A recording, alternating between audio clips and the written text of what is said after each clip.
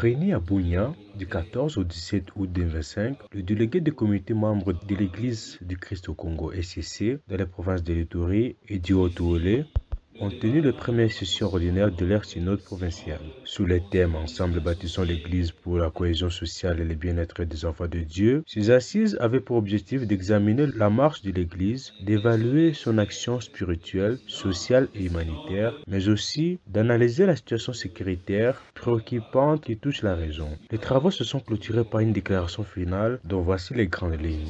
1.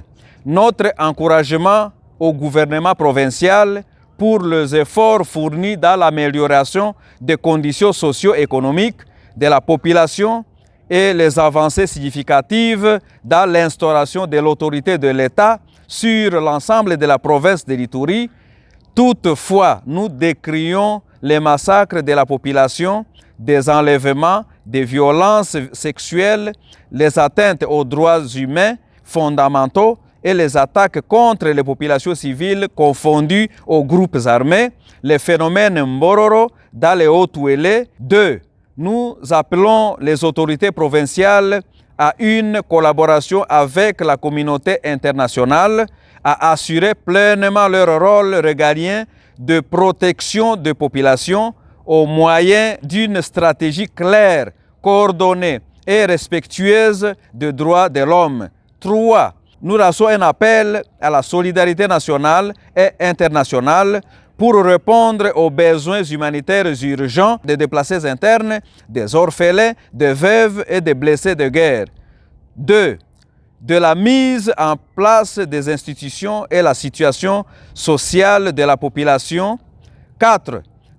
Nous encourageons la poursuite du processus de réforme institutionnelle dans un esprit d'inclusivité et de transparence, de respect des lois, afin de renforcer la redevabilité des gouvernants et de rapprocher l'administration du peuple.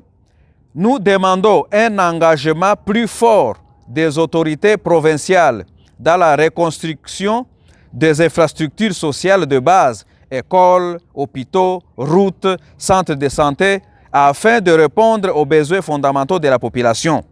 Nous déclarons la précarité sociale croissante et le désespoir qui gagne les jeunes et appelons à une politique économique provinciale plus ambitieuse, favorisant la création d'emplois, la relance agricole et le développement local, tout en réitérant l'importance de l'Église comme partenaire de l'État, notamment dans l'éducation, la santé, la paix, la protection de la bonne gouvernance, par rapport aux circulaires du ministre de l'Éducation nationale sur l'admission des élèves enceintes dans les écoles en attendant un programme spécifique du gouvernement national, l'Église ne s'inscrit pas dans cette logique qui viole les conventions de collaboration entre le gouvernement de l'Église et l'Église du Christ au Congo.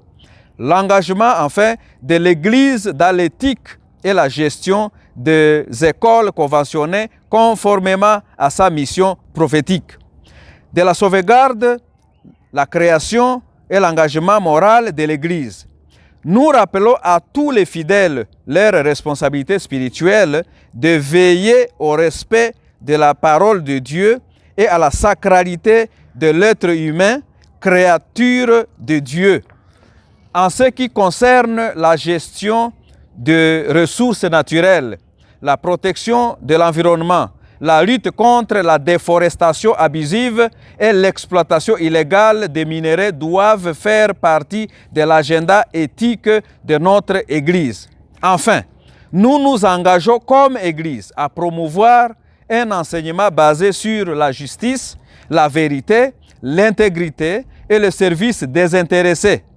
Le pasteur, responsable communautaire et membres doivent rester des sentinelles morales, capables de dénoncer l'injustice de prêcher la réconciliation et de poser des actes prophétiques.